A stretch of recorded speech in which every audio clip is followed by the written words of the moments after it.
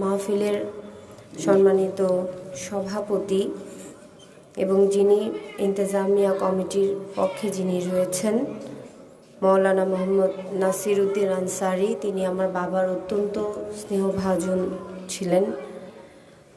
আমাদের মাঝে উপস্থিত আছেন মৌলানা হুসাইন আহমেদ ফারুকি, আমার অত্যন্ত শ্রদ্ধেয় এবং আমার বাবার বন্ধু ছিলেন, অত্যন্ত আস্থাভাজন ছিলেন। উপস্থিত আছেন আমাদের মাঝে আল্লামা সুলাইমান আনসারী সাহেব, উপস্থিত আছেন আল্লামা গাজী শফিউল আলম নিজামী সাহেব, উপস্থিত আছেন হজরত আল্লামা জসিমউদ্দিন আল কাদেরী সাহেব, উপস্থিত আছেন আল্লামা হাফেজ ইউনুস কাদেরী সাহেব, উপস্থিত আছেন জেলা আওয়ামী লীগের সংগ্রামী সদস্য বক্তিয়ার সাঈদ ইরান, উপস্থিত আছেন আমাদের ধর্মপুর ইউনিয়নের সুযোগ্য চেয়ারম্যান কাজী মাহমুদুল হক, উপস্থিত আছেন নুরুল হুদা সাহেব, উপস্থিত আছেন আমার শ্রদ্ধেয় মামা আবু আহমেদ সাহেব, উপস্থিত আছেন সবুজ, উপস্থিত আছেন মৌলানা জাকারিয়া, উপস্থিত আছে আমাদের ছাত্রলীগের সাধারণ সম্পাদক ছোট ভাই রূপু, উপস্থিত আছে মুন্না সহ মঞ্চে উপবিষ্ট সম্মানিত সকল মেহমানবৃন্দ, উপস্থিত আছেন আব্দুল শুকুর আনসারী সাহেব সহ যারা আমার সামনে এখানে উপস্থিত আছেন, উপস্থিত শ্রদ্ধেয় শিক্ষক মণ্ডলী এবং উপস্থিত এই মাদ্রাসার ছাত্রবৃন্দ যারা এখানে উপস্থিত হয়েছেন, সবাইকে আমি সালাম জানাচ্ছি, আসসালামু আলাইকুম, এবং সবাইকে অনেক শুভেচ্ছা জানাচ্ছি। আমি আসলে প্রথমেই আমার বাবা আলহাজ রফিকুল আনোয়ার, যিনি প্রতিষ্ঠানটির প্রতিষ্ঠাতা ছিলেন, এই প্রতিষ্ঠানটি যিনি প্রতিষ্ঠা করেছেন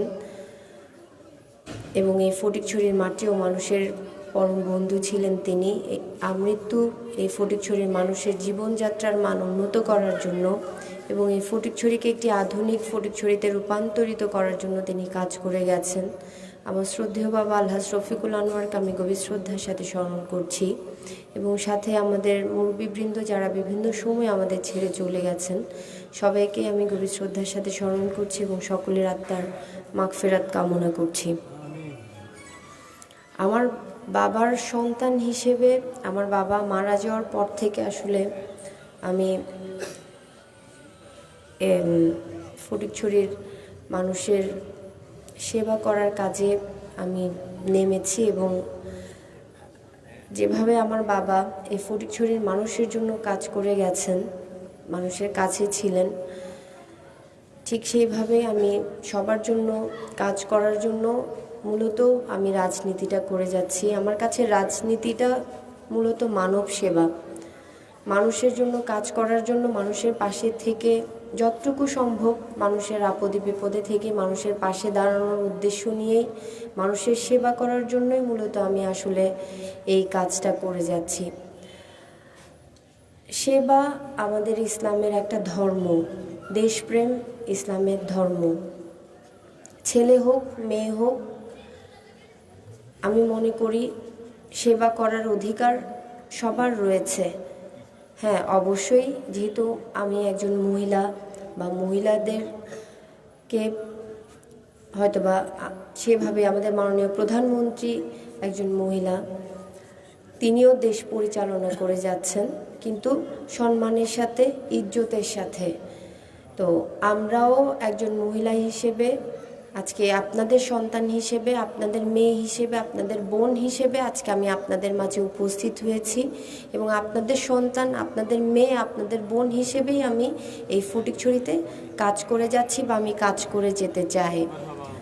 তো আমি আজকেও এখানে উপস্থিত, একটা মাদ্রাসা আমাদের হয়তোবা ইসলামিকভাবে অনেক কিছু থাকলেও আমি যেহেতু আজকে এখানে উপস্থিত হয়েছি আপনাদের সন্তান হিসেবে, আমি আপনাদেরকে এটাই অনুরোধ করব। আজকে আপনাদের মেয়ের আগেও ফারুকে আজম মাদ্রাসায় এসেছি বা অনেক মাদ্রাসায় আমি ইতিমধ্যেই গিয়েছি।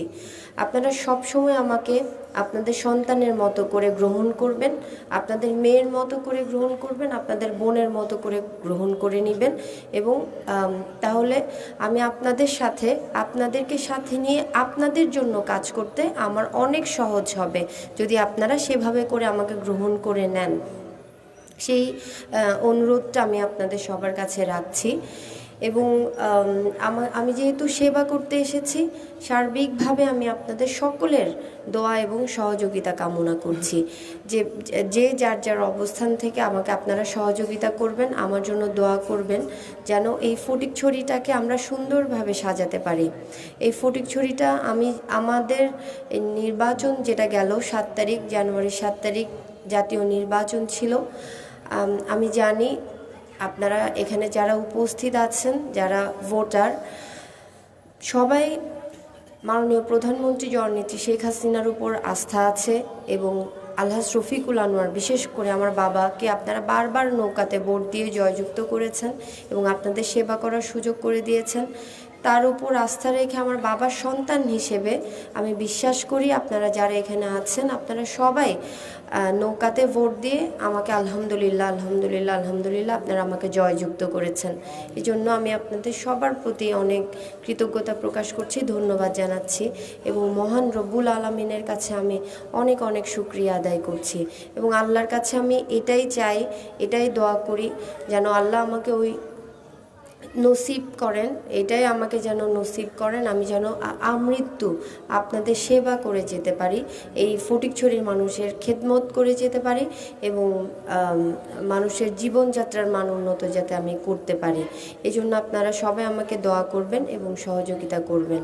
এবং এই মাদ্রাসার জন্য ইতিমধ্যে আমি কথা বলেছি, এইখানে একটা আসলে ভবনের দরকার। তো যেহেতু মাত্র আমি দায়িত্বটা নিলাম, আমি অবশ্যই এই মাদ্রাসার জন্য একটা ভবনের জন্য আমার অবশ্যই চেষ্টা থাকবে, যাতে করে আপনারা খুব শীঘ্রই একটা ইনশাল্লাহ এখানে একটা ভবনের ব্যবস্থা যাতে ইনশাল্লাহ করে দিতে পারি। তবে যে বাথরুমের ব্যবস্থা বা শৌচাগারের ব্যবস্থা যেটা বলা হয়েছে, এটা আমি ইনশাল্লাহ এর মধ্যেই ইনশাল্লাহ আমি এই শৌচাগারের ব্যবস্থাটা আমি আপনাদেরকে করে দিব ইনশাল্লাহ। আমি আর আমার বক্তব্য দীর্ঘায়িত করব না। আপনারা সবাই আমাকে আপনাদের সন্তানের মতো করে আমার জন্য দোয়া করবেন এবং আমাকে সহযোগিতা করবেন, এটাই আমি কামনা করে আমি আমার সংক্ষিপ্ত কথা এখানে শেষ করছি। সবাই ভালো থাকবেন। জয় বাংলা, জয় বঙ্গবন্ধু। ধন্যবাদ সবাইকে। আসসালামু আলাইকুম। মারহাবা মারহাবা। আমাদের মাননীয় প্রধানমন্ত্রীকে আমাদের অত্র এলাকার এবং অত্র ফারুক আজম ইসলামিয়া সুন্নিয়া মাদ্রাসা পরিচালন পরিষদ শিক্ষক মন্ডলী অশেষ অশেষ মুবারকবাদ, ধন্যবাদ জানাচ্ছি।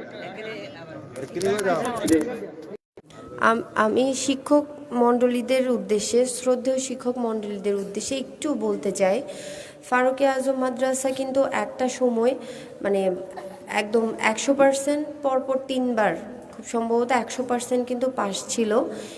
এর মধ্যে রেজাল্টটা একটু বোধহয় খারাপ হচ্ছে। আমি শিক্ষক মণ্ডলী যারা আছেন ওনাদের কাছে আমার অনুরোধ থাকবে, আপনারা দয়া করে পূর্বের রেজাল্টের মতো ভবিষ্যতেও যাতে প্রত্যেকটা ছাত্র ভালোভাবে পাশ করতে পারে এবং শতভাগ পাস যাতে আপনাদের মাদ্রাসায় থাকে, আপনারা প্লিজ সেই বিষয়টা দয়া করে আপনারা একটু খেয়াল রাখবেন, যাতে করে ভবিষ্যতের মানে এই আমাদের ফটিকছড়িতে যে কয়টা মাদ্রাসা আছে, এই মাদ্রাসাটা স্বাভাবিকভাবে আমাদের কাছে অত্যন্ত প্রিয় একটা মাদ্রাসা, যেহেতু আমার বাবার হাতে গড়া এই মাদ্রাসাটা। তো আমি আপনাদের কাছে আশা করব দাখিল পরীক্ষায় যাতে এই মাদ্রাসাটা ভালো রেজাল্ট আবার করে, শতভাগ পাস যেন থাকে, সেই বিষয়টা খেয়াল রাখবেন। এবং বাচ্চাগুলা যারা এখানে ক্লাস 1 থেকে আপনাদের কাছে পড়তে আসছে, তাহলে সেই বাচ্চাগুলাকে নিজেদের সন্তানের মতো করে আপনারা দয়া করে দেখবেন। আমার এই শিক্ষক মণ্ডলীর কাছে এটাই আমার অনুরোধ থাকবে এবং যারা ম্যানেজিং কমিটিতে আপনারা আছেন আপনাদের কাছেও আমার এই অনুরোধটা থাকবে, যাতে করে ফারুকে আজমের নামটা, এই মাদ্রাসার নামটা যাতে আমরা ফটিকছড়ি যতগুলো মাদ্রাসা আছে তার 1 থেকে 5-এর মধ্যে যাতে আমরা সব সময় দেখতে পাই, এই অনুরোধটা আমি করছি আপনাদের কাছে। ধন্যবাদ সবাইকে। আসসালামু আলাইকুম। মারহাবা মারহাবা।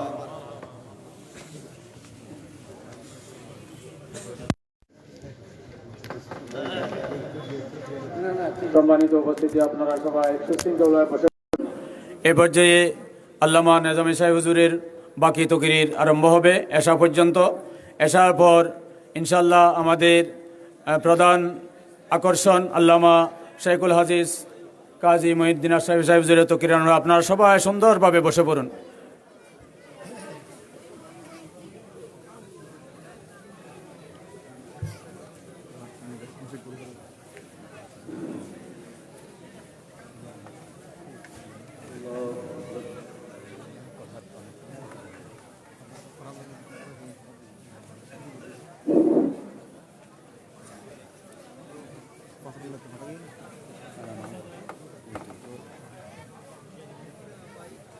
তা আমি যে আলোচনা আপনাদের সাথে পেশ করেছিলাম,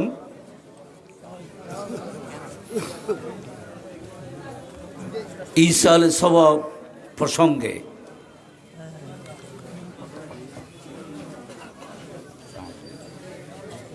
তো একজন মানুষ বসেন, নুরুল ইসলাম যখন একটা ভালো কাজ করে, ভালো কাজ যিনি করেছেন সওয়াব তিনি পাবেন, এটাই হলো নিয়ম।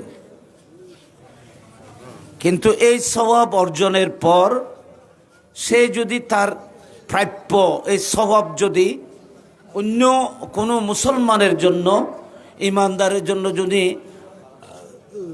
দান করে দেন, ইসার করেন, ইসাল করেন, দুটো শব্দ, একটা হলো ইসার আর একটা হলো ইসাল।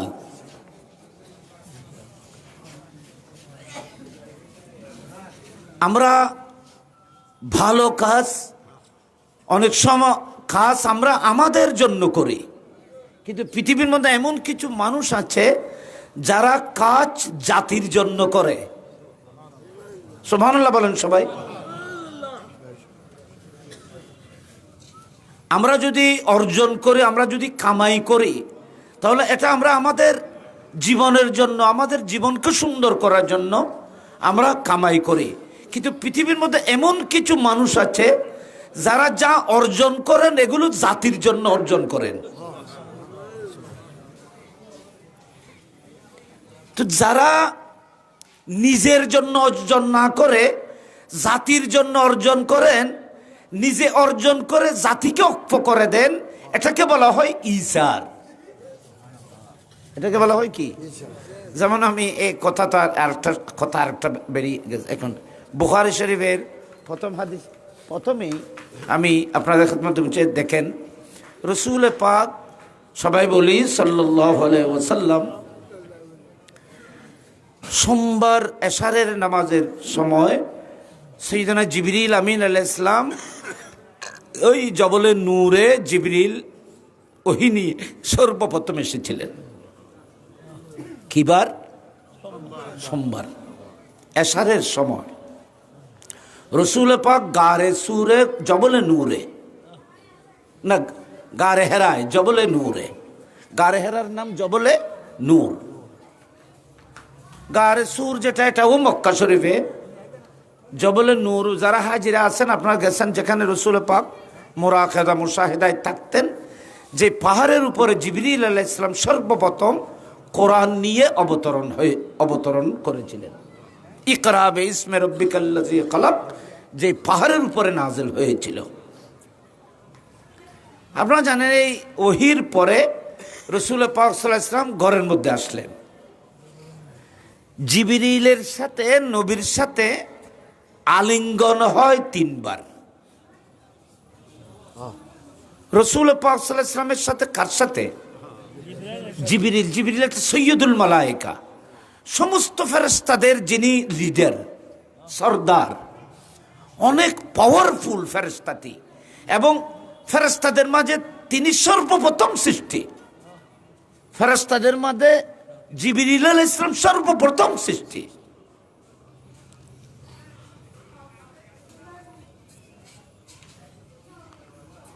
উনি একদিন রসুল পাক সাল্লাল্লাহু আলাইহি ওয়াসাল্লামকে বলেছিলেন, আপনারা জানেন, আমার নবী যখন বলেছিলেন, জিবরিল তোমার বয়স কত তুমি জানো? কোনো সময় আপন আপন বসলে কথা হয় না যে তোমার বয়স এখন কত চলতেছে। রসুল পাক জিবরিলকে জিজ্ঞেস করতে, জিবরিল তোমার বয়স কত? কাম আমারতা মিনাস সানিন, তোমার বয়স কত? ক্বালা লা আদরি। জিবরিল বললেন, হুজুর আমার বয়স কত, নির্ধারিত বয়স সম্পর্কে সংখ্যা আমার জানা নেই। আমার নবী বললেন, তুমি একটা আন্দাজ করে বলো, হতে পারে এতটুক বলো, তোমার জীবনের একটা স্মৃতি থেকে বলো। আমি যেখানে আমি যদি আমার বড় ভাই আনসারি সাহেব হুজুরকে বলি, হুজুর আপনার বয়স কত হবে? বলছে আমার বয়স তো সংখ্যা জানা নেই, তবে আমি যখন গৌসিয়া মাদ্রাসায় সর্বপ্রথম গিয়েছিলাম তখন এখানে নানপুরের দোয়ান ছিল মাত্র 2টি। তো 2জন দোয়ান করতে আছে, নিয়ন যদি চিন্তা করতে চায় তো হুজুরের বয়স তো 200 বছর ধারণ করিব। এখন কথা আর এখানে বুঝি পেলে এখন আজ এতে খেলা খায় আনন্দ করি, এতে বিল্ডিং এ কিচ্ছু নয়, এটা জঙ্গল আছে। তো বুঝে ইবে বহুত দেরির মানুষ বা কতদিনের মানুষ এটা বুঝে যাবে, অনুমানিক আন্দাজ করা। আমার নবী বললেন, জিবরিল তুমি বলো, এটা তুমি তোমার জীবনের স্মৃতি থেকে বলো, কি কি দেখেছো, কি হয়েছে। তখন জিবরিল আলাইহিস সালাম উত্তরে বলেছিলেন, ইয়া রাসূলুল্লাহ, আল্লাহ যখন আমাকে সৃষ্টি করলো এবং আমাকে নির্দেশ দিলেন, জিবরিল তোমাকে আমি সৃষ্টি করেছি সর্বপ্রথম তুমিই ফেরেশতা, তো তুমি থাকার জন্য আমি তোমার জন্য একটা নির্ধারিত স্থান করেছি, এটাকে সিদরাতুল মুনতাহা। সিদরাতুল মুনতাহা, এখানে তুমি থাকবে। এই সিদরাতুল মুনতাহা, সিদরাতুল মানে আর জামাই ইবে আর জামাই ইবে বরৈতল ঘর, বরৈতল মানে সিদরাতুল মানে বরই গাছকে বলা হয়, কুল গাছ বরই গাছকে বলা হয় সিদরা। কিন্তু এগুলোকে আরবি ভাষা হিসেবে এই গাছটিকে কুল গাছ বা বরই গাছ বলা হয়েছে। আমি কিতাবের মধ্যে দেখেছি এই গাছের মাহিয়ত হাকিকত কিন্তু আমাদের দেশের বরই গাছের মতো নয়। নাম একেই, কিন্তু এই গাছের হাকিকত আমাদের পৃথিবীর গাছের মতো নয়। খুদ রাসূল এবং মেরাজ রাতেও বলেছেন, আমার নবী বলেছেন, আমি যখন মেরাজে গিয়েছিলাম, এবার কথা আবার আর কেন যাচ্ছে, আবার কথা সময় নেই। তো সিদরাতুল মুনতাহা, এখানে জিবরিল আলাইহিস সালাম তুমি এখানে থাকবে, এখানেই তুমি অবস্থান করবে। তো জিবরিল বলতেছেন, আমি সেখানে অবস্থান করেছি। কিতাবের মধ্যে আছে কত হাজার বছর তিনি সজিদায় ছিলেন, কত হাজার হাজার বছর তিনি সজিদায় ছিলেন, এগুলোর রওয়ায়েত আছে। তো আমার নবীকে ওনার বয়স কত হয়েছে সেটা অনুমান করে বোঝানোর জন্য তার জীবনের একটি স্মৃতি কথা নবীর সামনে তুলে ধরলেন।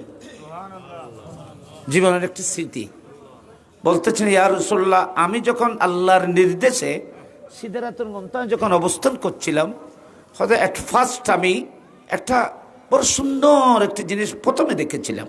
সেটা কি? হয়তো আমার সিদরাতুল মুনতাহার উপরে এখনো কোনো আসমান নেই, আমার এই সিদরাতুল মুনতাহার উপরে আল্লাহর আরশ, এই নূরের আরশ, এগুলো অনেক পর্দা দিয়ে আসল আরশকে ঢেকে রাখা হয়েছে। সেই আরশের চতুর্থ পর্দার ভিতর থেকে আমি একটি নজমকে দেখেছিলাম। নজম কই রাআইতু নজমান, কোরআন শরীফের মধ্যে কই দেন ওয়ান নজমে, ইমিদি নজম মানে একদিকে তারাবু আর একদিকে নজম মানে রাসূল পাক। ইন তাফসীর গেলি কথা কইলি ওই যে ওয়ান নজমে রাআইতু নজমান, ইয়া রাসূলুল্লাহ, আমি চতুর্থ আসমানে না পর্দার ভিতরে ফি হিজাবিল আজমতে, আল্লাহর এই আজমত সম্মানিত অনারেবল এই পর্দা, নুরানি পর্দা পূর্ব পশ্চিম আছে যে না তুলু আর গুরুব, ওখানে তুলু আর গুরুব পূর্ব দিক থেকে উঠবে পশ্চিমে ডুববে, এ ধরনের কোনো কথা নেই। এখানে শুধু আরশের মধ্যে এই তারাটি প্রকাশিত হলো, এই তারার নূরে আলোতে আল্লাহর আরশের সৌন্দর্য কোটি গুণ বেড়ে গেছে। আমি জিবরিল এই নূরের তারাটিকে আমি আমার কলিজা ভরে দেখেছিলাম। যত দেখি তত ভালো লাগতো, যত দেখি তত ভালো লাগতো। আমার কোনো খানা পানাহারের হাজত ছিল না, সেই জন্য আমি নয়ন ভরে সেই নূরের তারাটিকে আমি দেখেছিলাম, আমার কলিজাকে ঠান্ডা করেছিলাম। এই তারাটি শুধু উদিত হওয়ার পরে, সেই উজ্জ্বল এই তারাটি উদিত অবস্থার মধ্যে, ইয়া রাসূলুল্লাহ, একদিন দুদিন না, এই তারাটি উদিত অবস্থার মধ্যে 70,000 বছর উদিত থাকে। 1000 বছর ওই উদিত জ্বললে যে এই জলামি দিবে 70,000 বছর জলের। এখন 51,000 এখনো তুলু গ্রুপ নাই, স্থিতিশীল। সেই নূরের আলোতে আল্লাহর আরশ আলোকিত।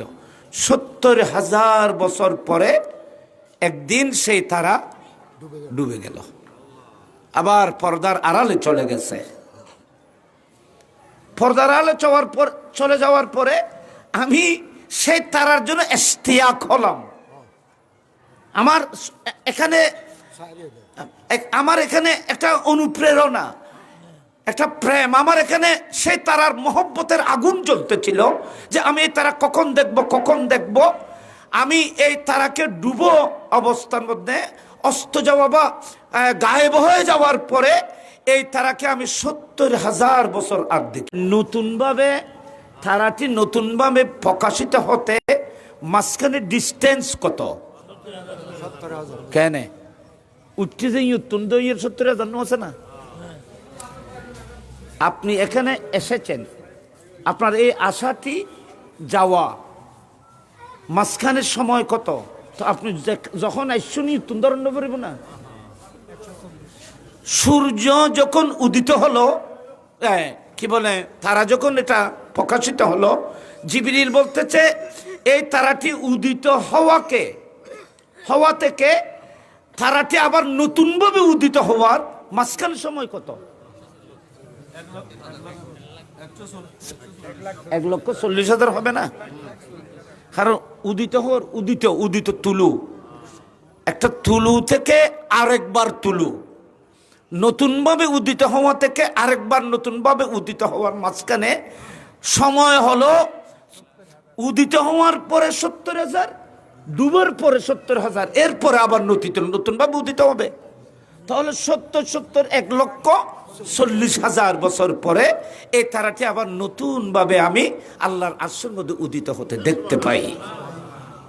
হুজুর, আমার স্মৃতি থেকে পয়দা তো সৃষ্টি তো আমি এর আরো আগে হয়েছি, সামান্য আরো আগে হয়েছি, কিন্তু আমার সৃষ্টি থেকে আমি এই তারাকে নতুন উদিত হতে 72,000 বার দেখেছি। রাআইতুহু 72 মাররা। ইয়া রাসূলুল্লাহ, এই তারাকে নতুন ভাবে আসমানে উদিত হতে আমি 72,000 বার দেখেছি। এখন আমরা চিন্তা করিস, একবার নতুন ভাবে উদিত হওয়ার মাঝখানে আরেকবার উদিত হওয়ার মাঝখানে যদি 1,40,000 বছর হয় আয়াত, তাহলে 70,000 বার দেখি বলে কত নতুন উদিত হইতি। এলাম 72,000 বার, 72,000 বার নতুন উদিত হতে দেখেছেন। এলা 72,000 70,000 1,70,000 গুণ দিলি কত বড় সংখ্যা হইব, এটা কম্পিউটারের মধ্যে আসবে না।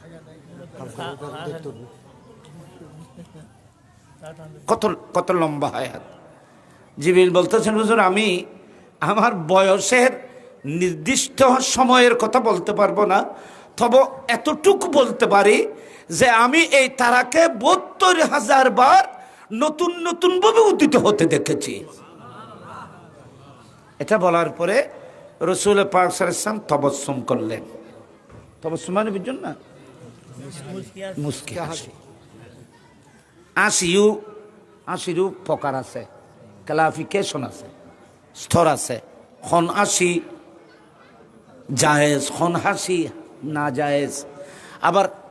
আবার হাসির সাথে আপনার অনেক মশলাও জড়িত আছে। বেখসা হাসিলে উজু বাই যাব।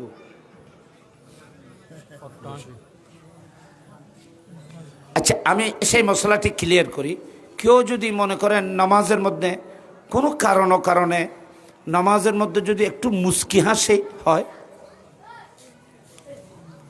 কোরআন শরীফের মধ্যে মনে করেন এমন একটি আয়াত আসলো যে আয়াতের আলোচনা এত মজার যে হয়তো আপনাকে একটু এখানে খুশি এসে, যেমন কোরআন শরীফের মধ্যে এমন কিছু আয়াত আছে যেগুলো তেলাওয়াত করলে মানুষের কান্না আসে।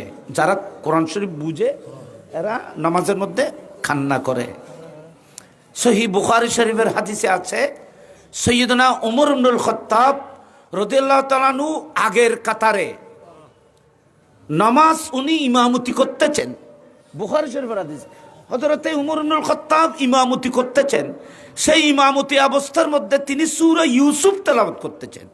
সেই সূরা ইউসুফের তেলাওয়াত করতে করতে ইন্নামা আশকু, এই বেদনার এই কথাটি আল্লাহ যে কোরআনে নকল করেছে, এই ইবারত কোরআনের এই আয়াত যখন ওমর ইবনুল খাত্তাব মুসাল্লার মধ্যে তেলাওয়াত শুরু করেছেন, উনি এমন ভাবে কেঁদেছেন, বুখারী শরীফ রওয়ায়াত করতেছে, ওনার কান্নার আওয়াজ একদম কাতারের লাস্টের মানুষরা পর্যন্ত শুনতে পেয়েছিল।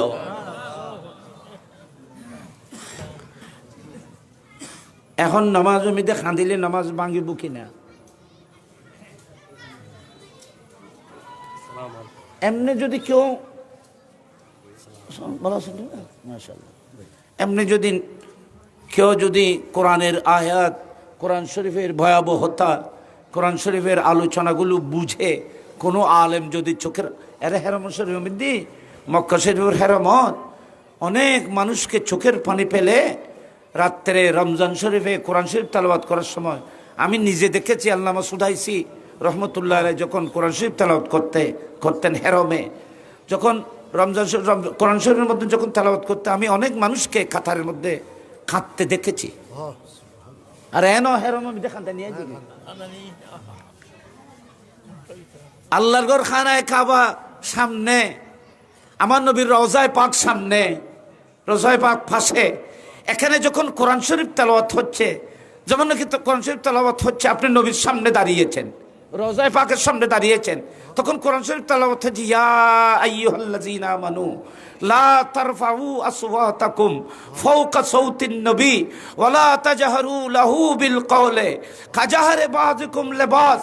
এই আয়াত যখন মদিনা শরীফে যখন তেলাওয়াত হয়, রওজায়ে পাক সামনে, আয়াতের মধ্যে বলা হচ্ছে, পৃথিবীর ইমানদাররা খবরদার তোমরা কেউ আমার মাহবুবের আওয়াজের উপর যেন আওয়াজ বড় করে যেন না বলো।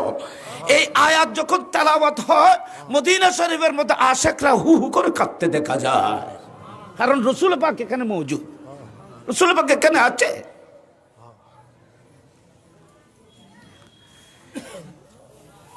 ইন কথা আর মিকে আর মশলা বাইরেল ইন আই আর ই কে যাইলে আর ফ্যাসদ বাজি রে গই। যদি দুনিয়া কোনো দুনিয়াবি পরেশানি দুঃখের কারণে যদি নামাজের মধ্যে কান্না আসে, এমনি চোখের পানি পড়লে নামাজ ভাঙবে না। কিন্তু যদি কান্নার আওয়াজ হয়, শব্দ বের হয়, হু বা হা, এ ধরনের কোনো শব্দ যদি আপনার উচ্চারিত হয়, নামাজ ভেঙে যাবে। তবে কান্না যদি আল্লাহ এবং রসুলের মহব্বতে হয়, কিয়ামতের দিন এবং আযাবের কথা শুনে আল্লাহ এবং রসুলের প্রেমের মধ্যে যদি কেউ নামাজে কাঁদে, আওয়াজ বড় হলেও নামাজ ভাঙবে না। ইমাম বুখারী সেটা বাপ বেঁধেছেন। এই ইমাম বুখারী বাপ মানি গো সাপটার করছে, এই আমি মোহাম্মদ খাত্তাবের ডর করে খাইন্দি রওয়ায়াতি নকল করছি। আমার দর্শক বুখারীতে যেখানে আমি দর্শক করে এখানে সামনে সবকটি আসবে। সম্মানিত হাজিরিন, হাসাও 3 প্রকার। কপকার উগ্র হজে তবসুম, আর গই হজে দেহেক, আর গর হজে কাহ কাহা, হাসি। খনিকে যদি নামাজ দি কিনি করে মুসকে শুধু ওঠ কিনি করে ফাঁক হইয়ে দাঁত দেখানো যখন আওয়াজ বান্য হয়, তাহলে নামাজও ভাঙবে না, নামাজ ঠিক থাকবে, উজু তো ঠিক থাকবেই। আর যদি কেউ হাসে, হাসার আওয়াজ যদি নিজে শুনে, আর কেউ শুনে নেই, হাসতেছে কিন্তু সেই হাসার আওয়াজ শুধু নিজে শুনতে পেয়েছে, ক্রিকেট দিয়ে আবার নিজে শুননি, পার্শ্ববর্তী খনিকে নমুনে, নামাজ ভেঙে যাবে, উজু ভাঙবে না। আর যদি আপনি নামাজের মধ্যে হা হা করে হেসে পেলেন, পার্শ্ববর্তী কোনো মানুষ যদি আপনার হাসি অট্ট হাসি যদি হয়, তাহলে আপনার উজু ভেঙে গেছে, নামাজও ভেঙে গেছে। তো আর দেশের মধ্যে বোধ হয় মুসলিম হওয়া করে আসছে উজে নামাজও তাবার, তাহলে তো নামাজও পাই গিয়ে উজু পাই গিয়ে। তো হাসির সাথে অত যে মশলা নিহিত আছে শরীরে, দেখো না এত সহজ না।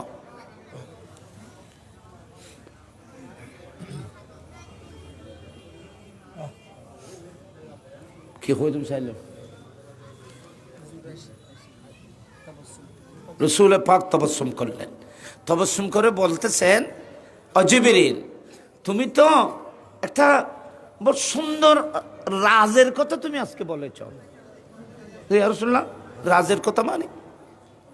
জিবরিল শুনো, এটা খোদ নবী কিভাবে বলতেছেন হাদিসে পাক, এখানে উলামায়ে কেরাম আছেন, বলতেছেন ওয়া ইজ্জতে রব্বি, রসুল পাক আল্লাহর ইজ্জতের কসম করতেছেন, আল্লাহর ইজ্জত এবং পাওয়ারের কসমকে বলতেছেন। ও ইজ্জতে রব্বি, আমি আমার প্রভুর ইজ্জতের কসম করে বলছি, এ জিবরিল আনা যালিকাল কাওকাব, এ জিবরিল তুমি যেই তারা আল্লাহর আরশের পর্দার মধ্যে 72,000 বার নতুন বাবু উদিত হতে দেখেছ, তুমি সেই তারাকে চিনো? আমি তো চিনি না, তারা নজম হিসেবে দেখেছি। মুস্তাফা বললেন, জিবরিল তুমি জানো না, সেই তারাই তো আমি মুহাম্মদুর রাসূলুল্লাহ ছিলাম। এখানে বড় করে হওয়া সুবহানাল্লাহ, সেটাই তো সেই তারা, সেই নজম, সেই কৌকব, আমি রাসূল পাক, আমি নবী ছিলাম। এটা জিবরিল যখন নবীর জবান থেকে যখন শুনলেন, নবীর দিকে তাকিয়ে বলতেছেন, ইয়া রাসূলুল্লাহ আমি 72,000 বাদ দেখে তো আপনাকে চিনতে পারি নাই, আমি 72,000 বাদ দেখে আপনাকে চিনতে পারি নাই। পৃথিবীর মানুষ আপনাকে না দেখে কিভাবে চিনবে? কিতাব পড়ে হাদিস পড়ে আপনাকে কিভাবে চিনবে, যেখানে আমি জিবরিলের মতো ফেরেশতা আপনাকে 72,000 বার আমার এই নয়নে দেখার পরেও আপনাকে চিনতে সক্ষম হয়নি, পৃথিবীর মানুষ আপনাকে কিভাবে জানবে?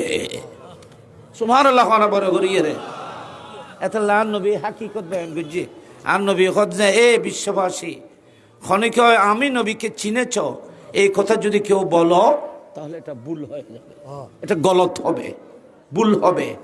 কারণ আমাকে তো খুদ জিবরিলও চিনে নাই, খুদ জিবরিলও আমাকে চিনে নাই। আমাকে যেখানে আবু বকর সিদ্দিক চিনে নাই, জ্ঞানীর মধ্যে সবচাইতে বড় জ্ঞানী আবু বকর সিদ্দিক। সিদ্দিক আকবর জিয়ান বুঝদু, ইয়ান কোন সেহবায় ন বুঝদু। সিদ্দিক আকবর রাদিয়াল্লাহু কোরআন এবং হাদিসের যে অর্থ, যে আসরার রহস্য বুঝতেন, এটা আর কেউ দ্বিতীয় কোন সেহবা বুঝতেন না। সেই জন্য সিদ্দিক আকবর রাদিয়াল্লাহু সেহবাদের মাঝে সবচাইতে বেশি জ্ঞানের সাগর ছিল। এত লান নবী দুনিয়া তুন যাইবের আগে আল্লাহর হাবিব যেতে অসুস্থ, তখন মসজিদের ইমামতি নবী থাকাকালীন সময়ে মসজিদের নববীর ইমামতের দায়িত্ব মুস্তাফা আবু বকর সিদ্দিককে অর্পণ করেছিলেন। নবী আছে হুজরাত, কিন্তু ইমামতি সিদ্দিক আকবর করেছেন।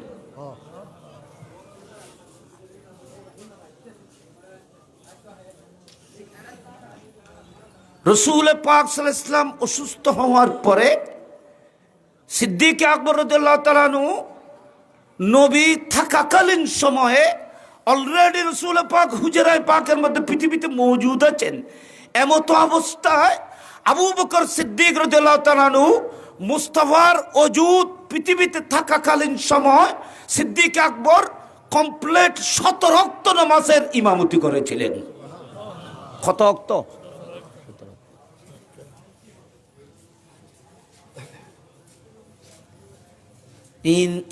কিতাবের মধ্যে ডিটেলস এসেছে। রসুল পাক সাল্লাল্লাহু আলাইহি ওয়াসাল্লামের জীবনে, আমার নবীর জীবনে 33 ওয়াক্ত নামাজ পড়েছেন। 33,000 ওয়াক্ত। কত? 33,000 ওয়াক্ত। এটা আমি আল্লামা নঈম হযরতে আহমদ ইয়ার খান নঈমি বদায়ুনি রহমতুল্লাহ আলাইহির একটি কিতাব, আপনারা যেটা জানেন মেরাত শরহে মেশকাত, সেখানে আমি হুজুরের উনি বড় সুন্দর সুন্দর নোক্তা অনেক সময় তিনি বলেন, ওনার কিতাবের মধ্যে অনেক মজা। বলতেছেন আমার নবী জীবনে 33,000 ওয়াক্ত নামাজ পড়েছেন। আপনারা বলেন রসুল পাক সাল্লাল্লাহু আলাইহি ওয়াসাল্লামের লাস্ট নামাজ কোনটা ছিল, যে লাস্ট নামাজ নবী জামাতে শেষ করেছিলেন? রসুল পাক সাল্লাল্লাহু আলাইহি ওয়াসাল্লাম জামাত সহকারে যে নামাজটি জীবনের লাস্টে আদায় করেছিলেন নবীর ইমামতিতে, কমপ্লিট নামাজ, যে নামাজটি রসুল পাকের ইমামতিতে কমপ্লিট করেছিলেন, লাস্ট কমপ্লিট করেছিলেন, সেই নামাজটি মাগরিবের নামাজ। কিসের নামাজ? মাগরিবের নামাজ। কি বারে? বিশুদ্ধবারে। বিশুদ্ধবার দিনগত মাগরিবের নামাজ। ওয়া ইন বাজি বহুত গুরুত্বপূর্ণ কথা। মাগরিবর খতে বিশুদ্ধবার হিসাব করো না, তোমার জ্ঞানী মানুষ, বেগুন জ্ঞানী মানুষ। মাগরিবর বিশুদ্ধবারে, মাগরিবর সময় রসুল পাক মাগরিবের নামাজ বা জামাতে নবী কমপ্লিট ইমামতিতে আদায় করেছেন। এশারের নামাজের জন্য রসুল পাক 3 বার গোসল করেছেন অশান্তির কারণে, বেশাবেশি ফিভার। রসুল পাক সাল্লাল্লাহু আলাইহি ওয়াসাল্লামের মধ্যে বেশাবেশি জ্বর, হোমা, বেশি জ্বর, ফিভার, কঠিন। এই জ্বরে রসুল পাক সাল্লাল্লাহু আলাইহি ওয়াসাল্লাম 3 বার গোসল করেছিলেন। 3 বার উঠতে চেয়েছিলেন, রসুল পাক বারবার বসে যেতে হয়, বারবার পড়ে গেছেন। রসুল পাক সাল্লাল্লাহু আলাইহি ওয়াসাল্লাম কোনোভাবে যেতে পারে নাই।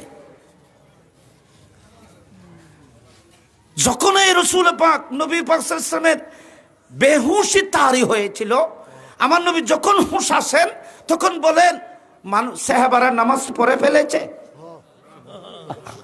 আমার নবী বলতেন নামাজ পড়ে ফেলেছে। নবীর বিবিরা বলতেছেন না ইয়া রাসূলুল্লাহ লাম ইউসাল্লু, এখনো পড়ে নাই।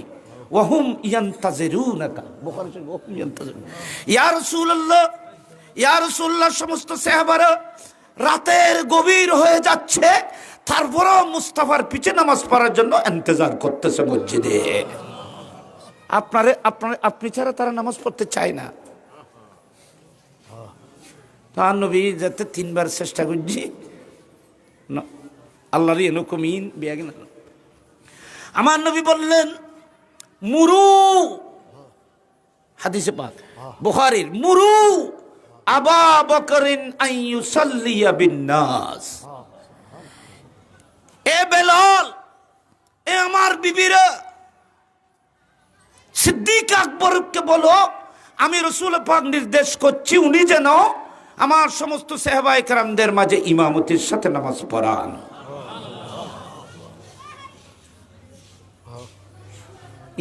এর পিছনে বহুত কথা, এর ভিতরে বহুত ইকে গেলে বহুত কথা আছে।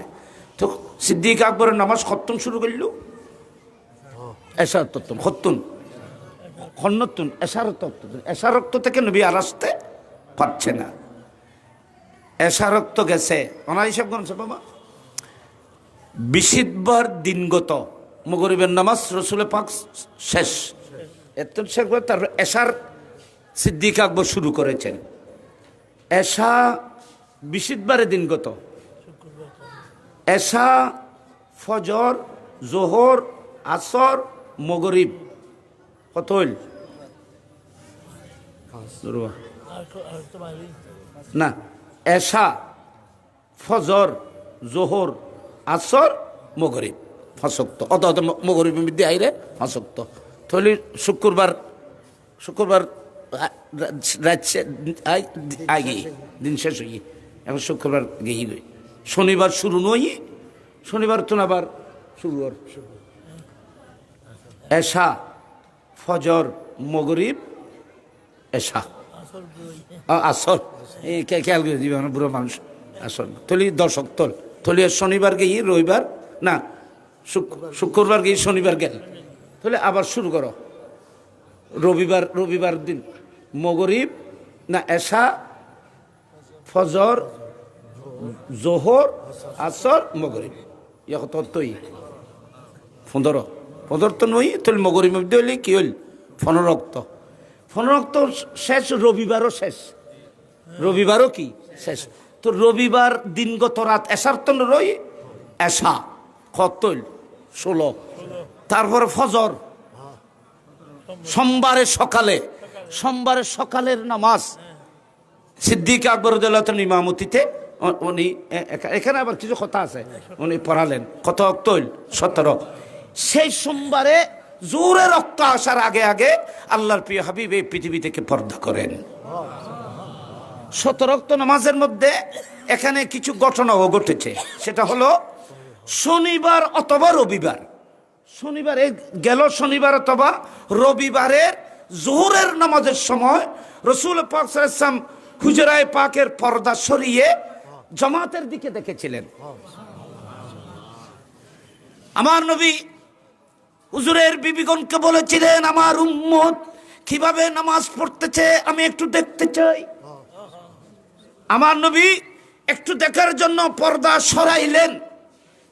রসুল পাকের নূরানি ঘরের পর্দা যখন সরানো হলো, সমস্ত নামাজিরা কিবলা থেকে মুখ ফিরিয়ে নবীর দিকে ফিরে গেল।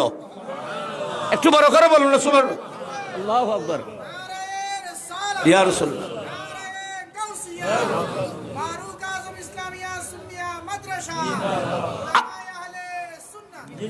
আল্লাহর প্রিয় মাহবুব মুস্তাফার চেহারার দিকে ফিরে গেলেন। সাহাবায়ে কেরাম খুশি আনন্দে নামাজের মধ্যে আনন্দিত খুশিতে অনেক সাহাবারা থালি মারতে শুরু করলো। আল্লাহু আকবার। দেখেন নামাজের ভিতরে রাসূল পাক হুজরা সরিয়ে হযরতে আব্বাস রাদিয়াল্লাহু তাআলা আনহুর সাপোর্ট নিয়ে হযরত মাওলা আলী রাদিয়াল্লাহু তাআলা একদিকে নবীকে ধরেছে, আরেকদিকে আব্বাস রাদিয়াল্লাহু তাআলা ধরেছে। আমার নবী অনেক কষ্ট করে হুজরা থেকে মসজিদে নববীর ভিতরে আসলেন। সিদ্দিক আকবর নামাজের অবস্থা মধ্যে ফিরছিল, আমি যার গই আর নবী যে ইশারা করে তুমি থাকো। সিদ্দিক আকবর থাকে নাই, চলে আসলো।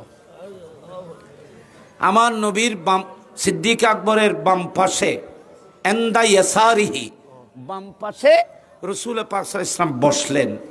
বসার পরে নামাজ 2 রাকাত, জোহরের নামাজ 2 রাকাত সিদ্দিক আকবরের ইমামতিতে মসজিদের সবাই পড়েছেন। নবী আসার সাথে সাথে সিদ্দিক আকবরের ইমামতি ট্রান্সফার করে মুস্তাফাকে ইমাম বানিয়ে দেওয়া হয়। কি নামাজ দেখো না। এখন সিদ্দিক আকবর ইমাম রইলেন না, এক নামাজে 2 ইমাম। এটার কথা বুঝতে হবে, এক নামাজে 2 ইমাম হয় না, বরং এক নামাজে এক ইমামেই থাকে, বরং একটা ইমামের কোনো কারণে আরেকটা ইমামের কাছে ইমামতি ট্রান্সফার হয়। যেন নাকি ধরেন এনেকে বুঝে পেলাম যে শরীয়তের মশলা মানুষকে নামাজের নিয়ত বেঁধি ইমাম সাহেব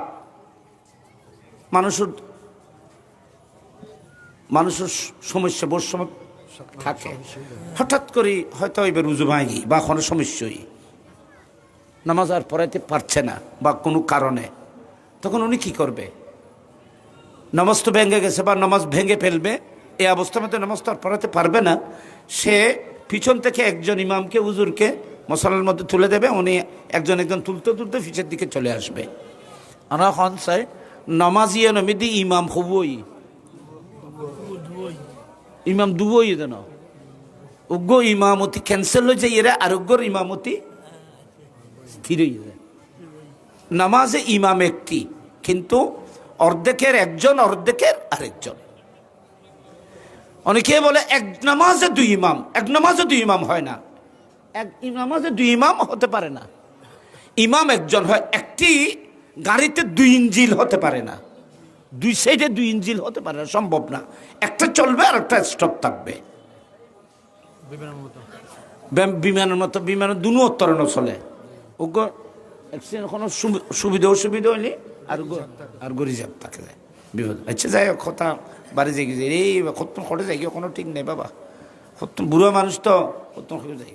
তো এই যে নামাজের মধ্যে সিদ্দিক আকবর এই ধরনের কোনো কঠিন কারণে ইমামের ইমামতি ক্যান্সেল হয়।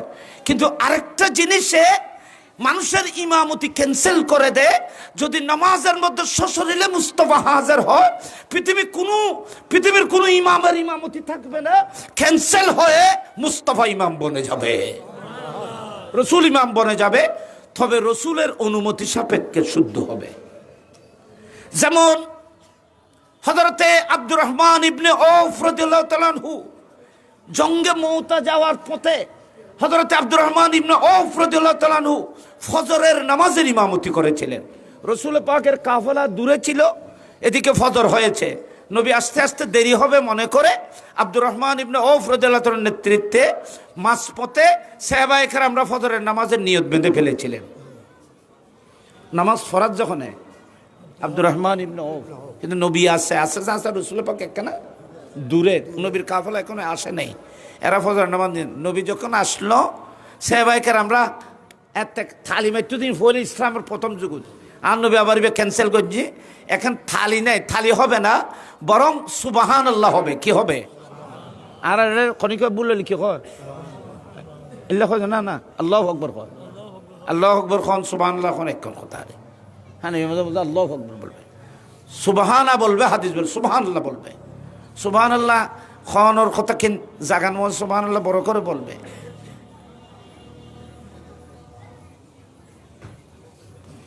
কিতাব মধ্যে আছে যে খনিকে তোমার দেখতে হয়েছি, একজনে খজ্জ ঠিয়া দিতে হয়েছি, তুমি খজ্জ চাইতে লিখবো যে ক্ষণমতো ঠিয়াই ক্ষমতা উসুল করে নেবে লিখবো। আর ঠিক একদিন এটা ঠিয়া লইয়ে আইসি যা তুই নামাজের নিয়ত বান্ধু যে চাইজ খাইতে নামাজের নিয়ত ফলে রখা তো তাস। এখন তোমার এই বাদ দিতে ডাকের খজ্জর ঠিয়া লই আইসি, এখন তোমার তো মনে করতে নিয়ত ভাঙি ফেলে গেলে, কারণ এতে গেলে গিয়ে আবার 2 বছর বাদে না পাওয়া ঠিক নেই। তখন শরীয়ত বলতেছে কোনো ইম্পর্টেন্ট মানুষ যদি দরজার বাইরে আসে তোমাকে ডাকে, তুমি যদি নামাজের নিয়ত বাঁধো, তো উনি তো তোমাকে ডাকতেছে, তুমি তো নামাজের মধ্যে যে কিছু তো বলতে পারছো না, তো তুমি কি করবে?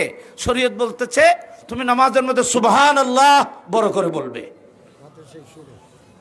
সুবহানাল্লাহ যদি তুমি বড় করে বলো, তোমার নামাজও শুদ্ধ হয়ে যাবে, মেহমানও যাবে না। সত্যি তাই এলেও খালি সুবহানাল্লাহ কড়ো কড়ো কবি ওর কিতাব বহুত জায়গা তা যাবা এই কথা কইতাম গেলে বহুত লম্বা বা যাই বহুত ফেসত ফুরে দিকে কথা একখানার পর একখানা তো একখানার পর একখানা লতার ডললে তো এনে যাই কথা স্থির টাইম নেবে খন্ড তো খন্ড দেখি চাও খাইবের কথা আছে না একজাক্ট চা থই রে কি কইতে মাছিলাম সুবহানাল্লাহ। রসুল পাক সাল্লাল্লাহু আলাইহি ওয়াসাল্লাম নামাজে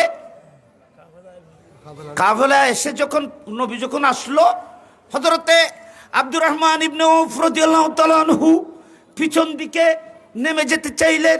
আমার নবী বলতেছেন না তুমি নামিও না, আমি তোমার ইমামতিতে নামাজকে আমি উকে করে দিলাম, অনুমতি দিলাম। নবীর অনুমতি সাপেক্ষে আব্দুর রহমান ইবনে আউফ রাদিয়াল্লাহু তাআলা আনহু একটি জামাতে নামাজ পড়ানো আল্লাহর দরবারে কবুল হয়েছিল। নয়তো নবী থাকাকালীন সময় আর কাহারও ইমামতি শুদ্ধ হয় না। সেজন্য হযরতে আবু বকর সিদ্দিক রাদিয়াল্লাহু তাআলা যখন নামাজে ছিলেন, মুস্তাফা যখন এসে বসলেন, উনি উনার ইমামতি আর বলতে হয় নাই, উনার ইমামতি নবী পাক সাল্লাল্লাহু আলাইহি ওয়াসাল্লামের এখানে ট্রান্সফার হয়ে গেছে। ইমামে হযরত আবু বকর সিদ্দিক আর ইমাম থাকলো না, বরং আবু বকর সিদ্দিক মুকাব্বির হয়ে গেলেন, মুস্তাফা ইমাম হয়ে গেলেন। নবীকে অনুসরণ করে সিদ্দিক নামাজ পড়েছেন, সিদ্দিক আকবরের তাকবীরকে অনুসরণ করে সাহাবায়ে কেরামরা জামাতে নামাজ পড়েছেন। এখানে উলামায়ে কেরাম বলতেছে নবীকে দেখা মাত্র নবী পর্দা সরান সাথে সাথে হয়তো সাহাবায়ে কেরাম যে কিবলা মুক্ত এখান থেকে চেহারা নবীর দিকে ফিরে ফেলেছে, নামাজ কিভাবে হলো? উলামায়ে কেরাম বলতেছেন নামাজ এটা আরো বেশি সুন্দর হয়েছে, মজবুত হয়েছে। হয়তো কেন? হয়তো চেহারা কোন দিক থেকে ফিরেছে? হয়তো কিবলার দিক থেকে ফিরে গেছে, তো কোন দিকে ফিরেছে? হয়তো মুস্তাফার চেহারার দিকে ফিরেছে। তো কোরআন হাদিস বলতেছে মুস্তাফার চেহারা তো কিবলারও কিবলা, মুস্তাফার চেহারা তো কিবলারও কিবলা। সুতরাং কোন নামাজির চেহারা যদি কিবলার চাইতে দামি, কিবলার দিকে যদি কোনো মানুষের চেহারা যদি ঝুঁকে যায়, ট্রান্সফার হয় সেদিকে যদি দেখে, তাহলে নামাজের নামাজ ভঙ্গ হয় না, বরং মুস্তাফার চেহারা দেখে নামাজ পড়েছে, সেই নামাজ আল্লাহর কাছে অনন্য হয়েছিল। নবীর কথা করে নবীর খেদমত আল্লাহ বিয়াগুনের কবুল করক। আর খানা বড় করে খানা আমি আজান রক্ত গই আই ইসালা সবার কথা কইতাম থইলি মানুষে জিম ভালো কাজ করে ইন সওয়াব মইয়তকে